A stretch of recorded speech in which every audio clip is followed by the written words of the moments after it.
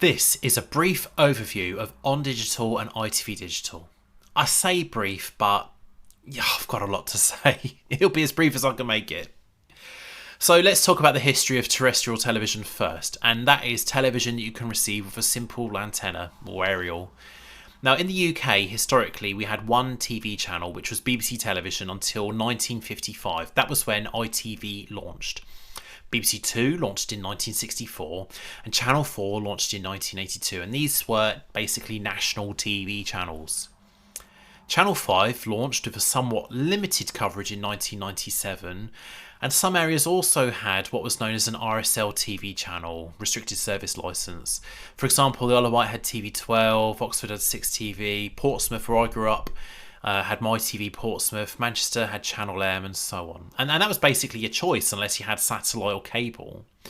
Now in 1996, the UK government passed the Broadcasting Act, which then gave the regulator, the ITC, Independent Television Commission, the power to roll out digital terrestrial television.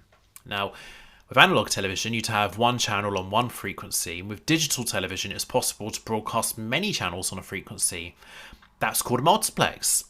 And there were going to be 6 national multiplexes.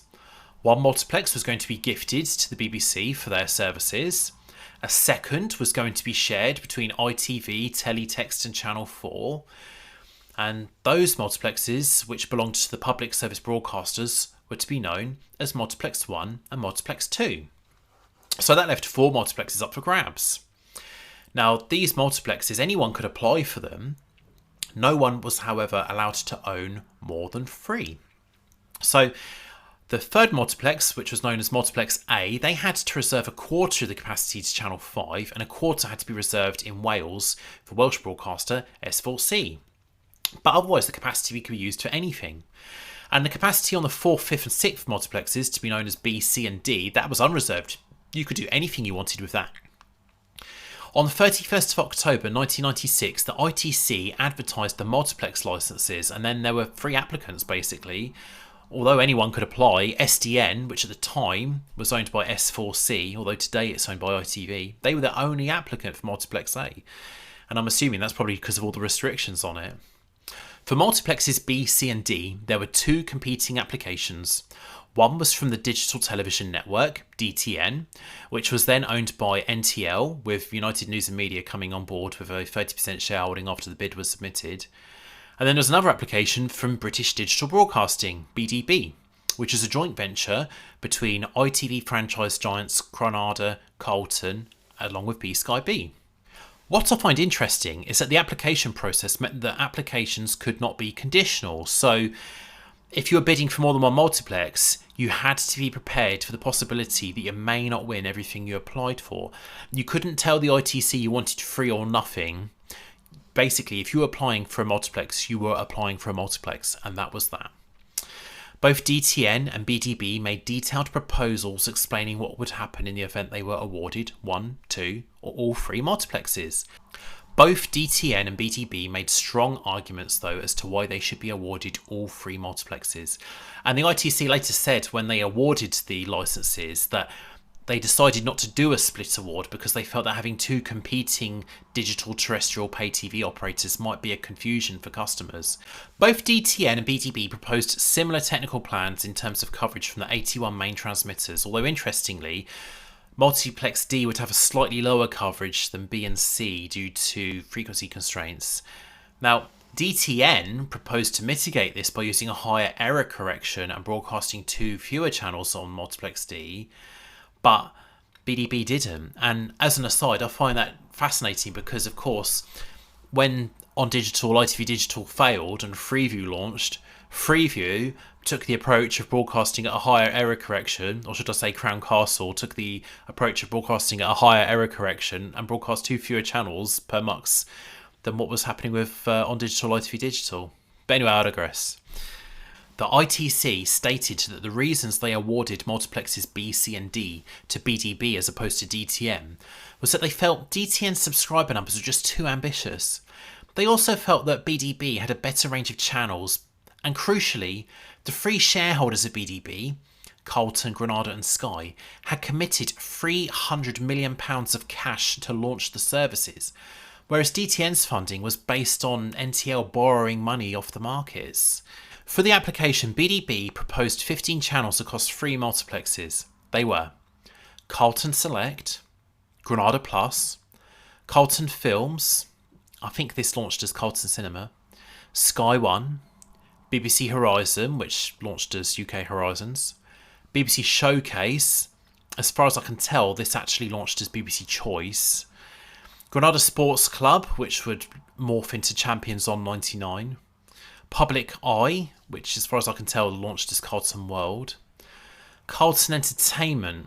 As far as I can tell, that didn't launch. At first I thought that might have been ITV2, but actually I've found something elsewhere that suggested ITV2 was always planned as a free service for Digital 3 and 4. So Carlton Entertainment, as far as I can tell, never happened. Granada TV Shopping, which would launch as Shop with Littlewoods. Do you remember them? The department store as a shareholder. There was BBC Style, which launched as UK Style. Granada Good Life, which was already on air on satellite but would rebrand as Granada Breeze before launching. And then BBC Radio 1 TV, which launched as UK Play. There were also 3 premium subscription channels proposed: Sky Movies, The Movie Channel, and Sky Sports 1. Now, if you were paying attention, you'd notice that actually mentioned 16 channels, not 15. And that was because it was proposed BBC Style and BBC Showcase would share a channel. So BBC Style would be on air from 6 AM to 2 PM, with BBC Showcase on air from 2 PM to midnight. Also find it interesting that even in 1997 at the time, there were 3 Sky Sports channels on satellite and cable. But only Sky Sports 1 was proposed by BDB. And there was no Sky Movies Gold either. Again, broadcasting on satellite and cable, but not part of the bid. Having accepted the ITC's conditions, BDB was awarded the free multiplex licences on the 24th of June 1997, and they didn't waste any time getting ready for launch. Less than 2 months later, in August 97, BDB awarded their transmission contract for the 81 transmitters to Crown Castle, although today you'd better know them as Arqiva. BDB decided to do the multiplexing themselves in-house using equipment from Divicom. Encryption was going to be purchased from Seeker Media Guards, and software would be from Canal Plus using the Medium Highway platform. By March 1998, BDB hadn't yet announced its launch date. However, it stated it was placing orders with 6 manufacturers for set-top boxes which would allow viewers to watch digital TV in their homes by Christmas that year. The manufacturers were announced as Pace, Philips, Nokia, Sony, Toshiba and Grundig. Now, as far as I'm aware, Grundig never did produce a set-top box for ONdigital. However, they did produce integrated digital televisions for ONdigital. In fact, Sony, Philips and Toshiba did too. Sony and Toshiba boxes weren't produced in any great quantity, and I've already covered that on my channel, so have a look for my set-top box review there for more info on those. After the service launched, Pioneer made ONdigital boxes as well, and they also produced conditional access modules which would allow integrated digital televisions without any onboard encryption to decode the service. On the 27th of July 1998, BDB announced that its brand was going to be ONdigital, still promising 15 channels and committing to a November launch. In terms of the lineup, the exact list wasn't actually publicised, other than that Granada's going to be providing 4 channels, Carlton would provide 4 channels, FlexTech would provide 4 channels, and 3 Sky Premium channels. That was it. It was also announced that a contract was signed with Viacom for MTV, but that MTV wasn't going to launch until 1999. On the 29th of September 1998, ONdigital finally announced its launch proposition. The primary channels, which is ONdigital speak for its basic low-tier subscription channels. They were going to be Carlton Cinema, Carlton Kids and Carlton World, Carlton Food Network and Carlton Select, Cartoon Network, Eurosport, First ONdigital, Granada Plus, Granada Breeze and Granada Men and Motors, Sky One, Shop, UK Gold, UK Style and UK Horizons, UK Play, with MTV following in 1999 as previously announced, but with the new announcement that they'd also done a deal with Viacom for Nickelodeon and Paramount Comedy to join in January 2001. Premium channels were going to be Sky Sports 1 and Sky Sports 3, but not 2, Sky Premier and Sky Movie Max, Film 4, and Manchester United Television. Now, I don't know why, but Manchester United Television never actually launched on Digital Terrestrial Television. For an announcement to be made 6 weeks before the launch, and it was going to be for £5 a month, and then to have no trace of the channel ever again on any publicity, any press release, perhaps someone in the PR department was too trigger happy. As far as the inclusion goes of Sky Sports 3 but not Sky Sports 2, the ITC had a complicated points system to prevent one broadcaster from dominating the terrestrial platform, and I don't really fully understand it, other than to say at the launch of ONdigital there weren't enough points in the system for the two movie channels, Sky One, the free joint venture Granada Sky channels, and the free sports channels. Also available at the launch of ONdigital were going to be free-to-air terrestrial television channels. Free channels would be BBC One, BBC Two, the newly launched BBC Choice, as well as BBC News 24, which until that point had been cable exclusive, save for some overnight hours on BBC One. The commercial broadcasters were going to be launching ITV, ITV2, Channel 4 and Channel 5. The cost of going digital in 1998? Well, firstly, you needed to be within coverage, which was about 70% of the UK at launch, although this was built out to 90% soon after. Don't laugh. Assuming you were in coverage, you'd go to your local electrical retailer, you'd pay £199 for your set-top box. The true retail price of these boxes was about £399, but ONdigital subsidised the cost of the box if you took out a 12-month subscription. By comparison, you could get a fully installed Sky Digital system, including Dish, for £159. As far as the primary channels were concerned, you could have them all for £9.99 a month. Alternatively, you could pick any 6 for £7.99 a month. First ONdigital had a regular broadcast hours, so it was a bonus channel for subscribers. Shop was also a bonus channel for subscribers. I mean, I can't imagine anyone paying for a shopping channel. It costs it costs an extra £6 a month to add Film 4. Those wanting Sky Movie Max, Sky Premier or Sky Sports 1 could pay an extra £11 a month for one channel, £15 a month for 2 extra channels, or all of them for £18 a month extra. Sky Sports 3 was also a free channel for anyone taking Sky Sports 1. At that point, I just want to talk to you about windmills. In the early days of digital television, SDN weren't really too sure what to do with multiplex A. From the launch, it was merrily broadcasting Channel 5 across all of the UK, S4C and S4C2 in Wales, and then Telly G for an hour a day in Scotland. But that was pretty much it. So there were several channels called SDN Test Transmission, and they just broadcast videos of windmills on a loop, day in, day out. BBC Knowledge was added to the SDN multiplex in 1999, but it didn't broadcast after noon at the weekends, and I'll tell you why that was a bit later on. Over on Multiplex 1, the BBC launched an audio-only feed of BBC Parliament, and then finally on Multiplex 2, Film 4 was broadcast from 6 PM to 6 AM daily. Now, there was also a secret Channel 4 service called 4 Extra. I call it a secret because I can't really find any publicity for it. Basically, normally when Film 4 was off air, it would broadcast an unencrypted barker, basically promos on a loop telling you why you should subscribe to Film 4. But sometimes if there was a scheduling clash on Channel 4, say for example test match cricket or horse racing, that would be shown on 4 Extra, which was the downtime of Film 4. With potential subscribers visiting electrical stores, the process to join ONdigital was this. The retailer had a ring binder in their store which contained UK postcodes predicted to receive the service, so they checked to make sure the subscriber was in coverage. Now, if no postcode was listed in the ring binder, then the retailer could call ONdigital to check to see if the postcode had been added since the ring binder was last updated. The retailer was then supposed to check the identity of the subscriber, take down details of their bank account for the direct debits. They'd then be handed a contract in store along with a package which would contain the ONdigital box, remote control, cables, viewing cards, instruction manual and a welcome guide. And when the customer got home, they'd basically connect the box to the television aerial, connect the box to the TV, call customer service to activate their viewing card. Within 10 to 15 minutes, everything could be up and running. If the subscriber was unable to view all of the channels, then ONdigital would arrange for a local CAI, by the way, that's the Confederation of Aerial Installers, I think, not the American one. It would arrange for a CAI approved aerial installer to visit the customer to upgrade their aerial. At launch, ONdigital promised this would be a next day service, although this was quietly dropped not long after. My understanding though is that ONdigital did ensure appointments were prompt. There's no such thing as a digital aerial, really. An aerial is an aerial. But aerials can be tuned to a particular frequency or range of frequencies. Now, I'm not an engineer, but in simple terms, the narrower the range of frequency that an aerial covers, the better the gain it has. And in the UK, historically, the frequencies of BBC One, BBC Two, ITV and Channel 4 were grouped to be as close together as possible.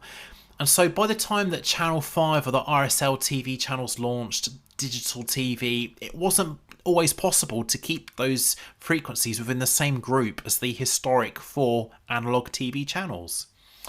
So for example, in Portsmouth, our local TV mast at Rowridge, broadcasting Group A, ONdigital required a wideband antenna, so that was one that covered the full range of spectrum from UHF channels 21 to 69. And when I got ONdigital, it meant I couldn't get multiplex 1 and reception was patchy on multiplex 2 because my aerial was the wrong group. When I got upgraded to a wideband aerial, everything was fine. In fact, reception was good enough to receive Channel 5, which was broadcast not even from Rowridge, broadcast from Fawley. Not even a grainy picture was possible before then. And I know ONdigital gets a lot of flack for a poor signal, but I do often wonder how many viewers had aerials that should have been upgraded that weren't, or how many viewers had a good aerial but poor quality cabling from the aerial to the TV. It was actually said that even though 90% of the population may be able to receive the service, only 40% of the UK population could receive ONdigital without any aerial upgrade or cabling upgrades due to the conditions that perhaps the age, water ingress, that kind of thing, multiplexes being out of traditional aerial groupings. And one thing you can say about Sky is that by installing a new dish, new cabling, new digibox, they had much better quality control over the whole process. In fact, on the subject of Sky, in April 1999, Sky announced they were giving away their digiboxes for free to new customers. And on the 28th of May, ONdigital also followed suit. Unlike Sky, however, ONdigital were only loaning boxes to subscribers, and a notice was actually inserted inside the packaging reminding subscribers of that fact as well. Although, that being said, Sky had a condition that to get a free digibox, a Skybox had to be connected to a phone line for the first 12 months, whereas with ONdigital, there was always telephone connectivity, but it was optional. So from when ONdigital started giving away boxes for free, they stopped doing free aerial upgrades. However, they were subsidising them at £40. ONdigital also at the same time increased prices for new subscribers. So if you'd already subscribed and paid for your own digibox or integrated television, you paid the old rates. But for new customers with a free box, 6 primary channels were going to be costing you £9.99 a month, and all of them would be £11.99 a month. They also introduced a new 1 primary channel package for £6.99 a month, but you didn't get the bonus Champions League coverage with it. But nevertheless, it was a good way to get into digital TV for not much money. Monthly subscribers got access to a monthly listings magazine, presumably to make up for the fact that there was only now a next EPG information being broadcast. Now, if you're like me, you're aged 40 or over, you might remember in the past, you'd always get monthly magazines with various memberships and subscriptions. That was pretty common, but that was because VAT didn't used to be charged on magazines. So the cost of the ONdigital TV guide wasn't taxed. And as soon as that loophole was closed, ONdigital discontinued their monthly magazine.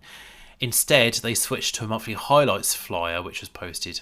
However, subscribers could subscribe to have a weekly TV guide, which was called On7, later renamed to TV7, posted. And that had the benefit of including the listings of the 5 analogue terrestrial channels as well.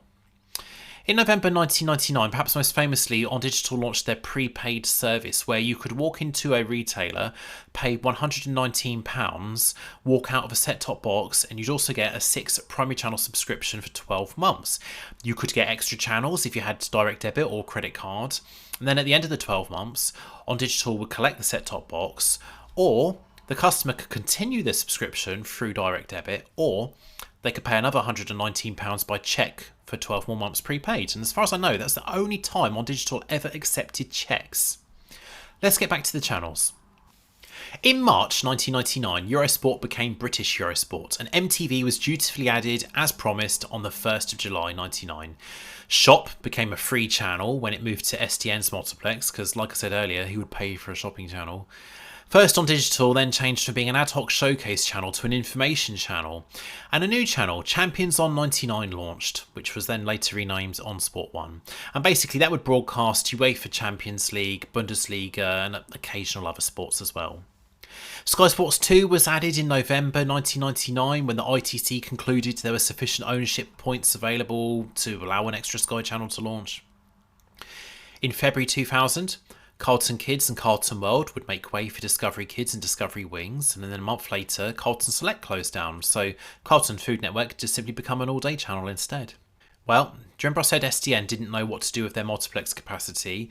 That problem was solved in the spring of the year 2000 because OnRequest launched, and that was a joint venture between ONdigital and SDN.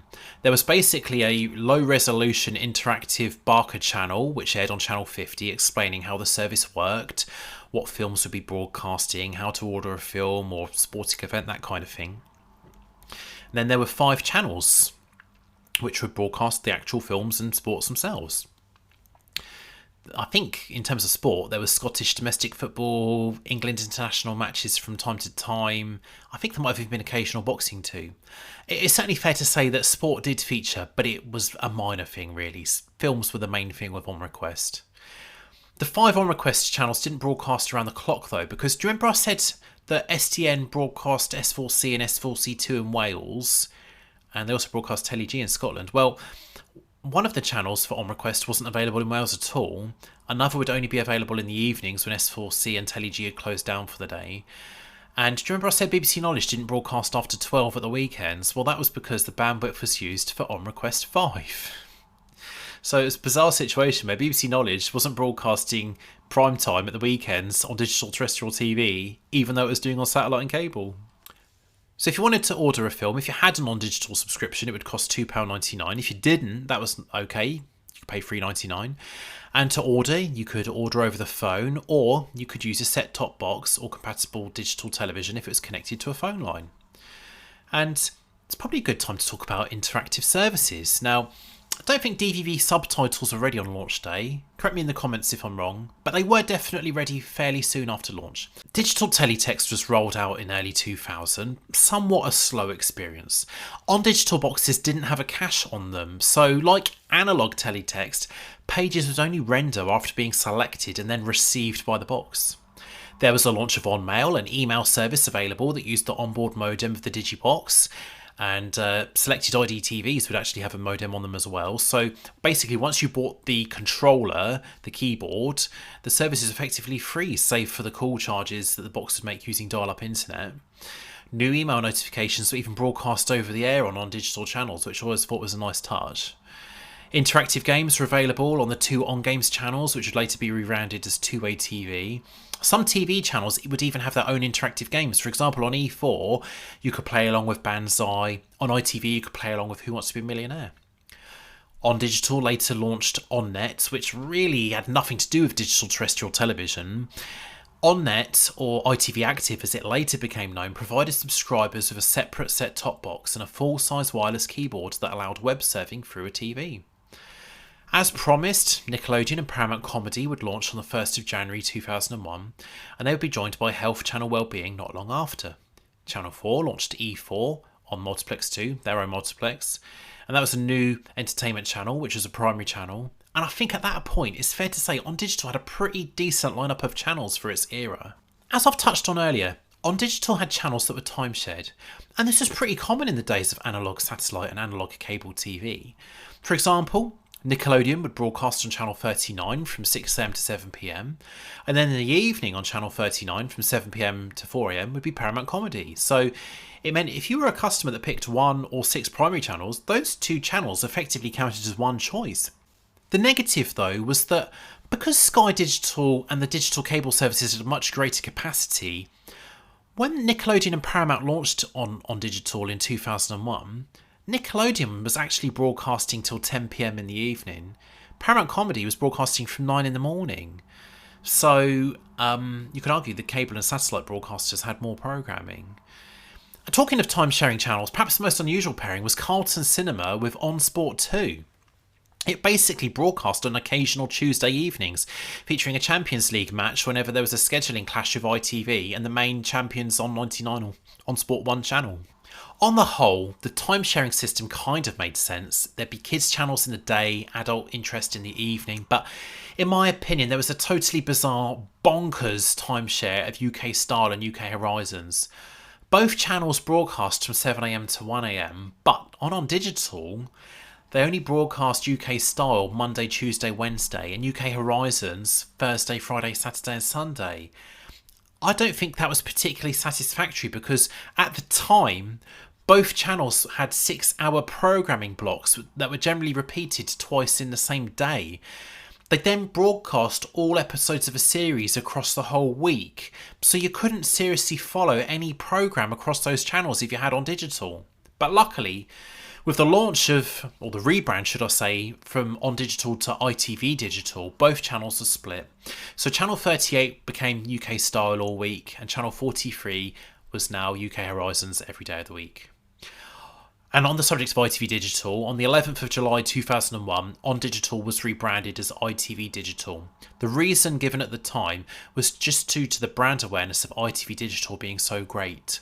At that point, Carlton and Granada operated all of the English and Welsh ITV franchises, and they promoted the service with a huge advertising campaign featuring Al, played by comedian Johnny Vegas, and Monkey, voiced by actor Ben Miller. The campaign was created by the ad agency Mother, and they subsequently used the characters for the PG Tips adverts after the ITV Digital had failed. Over the course of July and August that year, we saw the replacement of On Sport 1 with the ITV Sport channel, which was now a premium channel. ITV Sport Select was a joint venture with cable broadcaster NTL because NTL had won an auction in the year 2000 for pay-per-view Premier League football match rights, but they didn't have their own sport channel.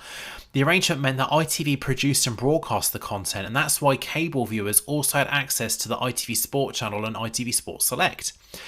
There was also ITV Sport Plus, which was a bonus channel which shared capacity with ITV Sport Select, so that if there was any overspill it could go on there rather than on Carlton Cinema. In October 2001, the main Discovery channel launched on ITV Digital, originally as a freeway timeshare with Discovery Kids and Wings, before in November replacing them as a 24-hour channel on its own. And I don't know why there was this temporary hybrid arrangement. I mean, it was certainly announced at the time as being intentional, but whatever. Discovery launched 24 hours in November.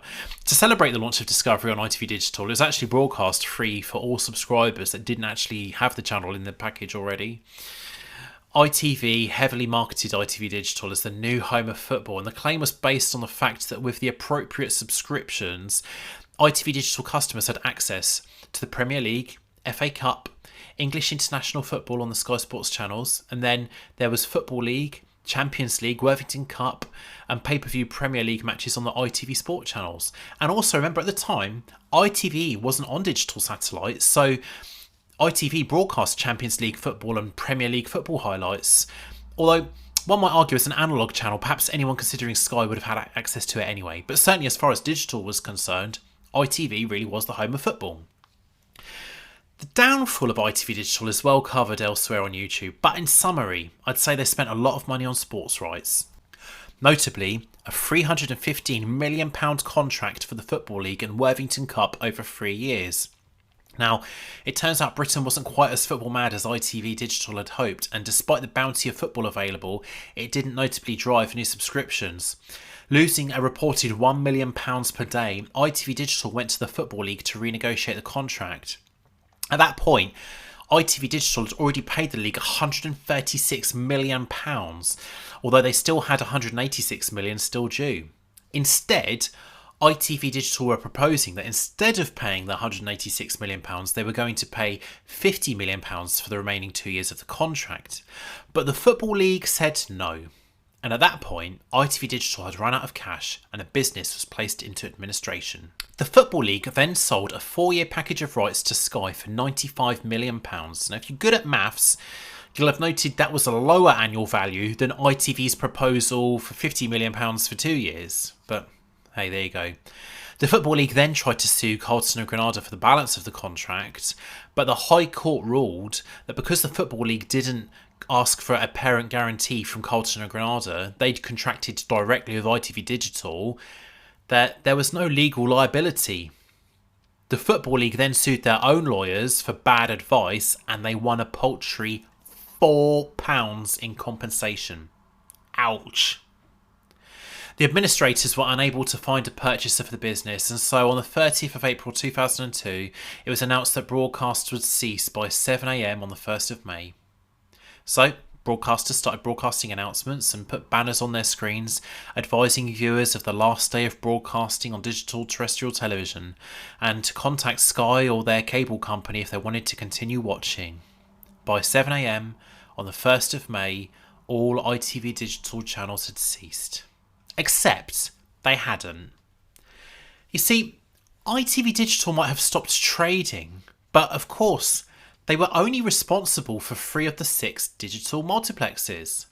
Multiplex 2 continued to broadcast E4 and Film 4 until the 25th of May. These channels could still be viewed because ONdigital typically authorised viewing cards for several weeks at a time. So even though ITV Digital was finished, anyone with E4 or Film 4 in their subscription could still view the channels if their smart card was valid. Meanwhile, over on Multiplex A, STM was still broadcasting Television X until the 18th of May. Laughably, on Multiplex 2, Digital 3 and 4, the ITV Sport channel became unencrypted. And that is because, don't forget, ITV Digital had a contractual obligation to see through that season's Football League coverage, which they'd already paid for. So the channel remained on air for free until the 11th of May before closing down. So what about the aftermath of ITV Digital? Well, the ITC wasted no time in re-advertising the 3 multiplexes vacated by ITV Digital. The BBC multiplex continued broadcasting BBC One, BBC Two, BBC Choice, BBC 4, CBB, CBBC, alongside the audio of BBC Parliament. On STN, TV Travel Shop went from being a part-time channel to a 24-hour channel. ITN, the news channel, which bizarrely wasn't 24 hours on digital terrestrial, became 24 hours at that point. And during the 2002 World Cup, the BBC even rented some capacity to use as the forerunner to the Red Button service. For a while, it looked like customers were going to have to give back the set-top boxes, which were loaned, don't forget, to Grant Thornton, who were the company tasked with the liquidation of ITV Digital. They were offering subscribers or former subscribers the option to pay a £40 fee to keep them. But in the end, Carlton and Granada bought all of the loan set-top boxes for £3 million and they gave them away. Presumably, with ITV still broadcasting for free and the recently launched ITV Free service, they thought they might as well ensure as many people had access to digital TV to watch the channels as possible. Nokia sold off surplus stocks of receivers rebadged as Nokia free-to-view boxes. Other box manufacturers simply sold surplus receivers as they were for a knockdown price, even with the ITV Digital paperwork inside, in some cases the ONdigital paperwork still inside. We also know that at the time of the collapse of ITV Digital that Nokia were developing a Sky Plus style PVR for the service, but obviously it never saw the light of day. If I ever saw a prototype on eBay, I'd go wild for it. As I said at the start of the service, this is a brief history. I've not talked about piracy, technical parameters, digital text in any depth, people behind ONdigital. Perhaps I'll do a follow-up video in the fullness of time. Reflecting back on ITV Digital, I feel it was a really good proposition, especially the prepaid offering. You know, the service arguably lacked some notable channels from cable and satellite such as Living, Bravo, VH1. There were no channels for ethnic minorities. What ITV Digital did have going for it was the simplicity of the service and the flexibility of the TV packages. It was also a good multi-room option in the early days because Sky strictly subsidised one set-top box per household when they launched, whereas ONdigital provided a free loan of set-top box per subscription. Freeview launched on the 30th of October 2002, and paid channels would make a return in 2003 through Top Up TV, but that's a story and a video for another day. Thanks for watching. Please like and subscribe if you haven't already. I had ONdigital and I ran a website about digital TV in the early days, some of which has been archived by the On History website I run with a chap called Matt Austin. You can check it out at onhistory.co.uk. You can view videos on there, download old flyers and letters. The information in this video is sourced from my own collection of notes, emails, videos recorded, leaflets, magazines, press releases. In the absence of any of that, my memory. And before I go, I just want to thank Craig Arthur and Simon Lunt for helping check the script for me. And thanks for making it this far. What were your memories of ONdigital, ITV Digital? I'd love to know. Let me know in the comments. I hope you enjoyed this video. And thanks very much. I'll see you soon. Bye.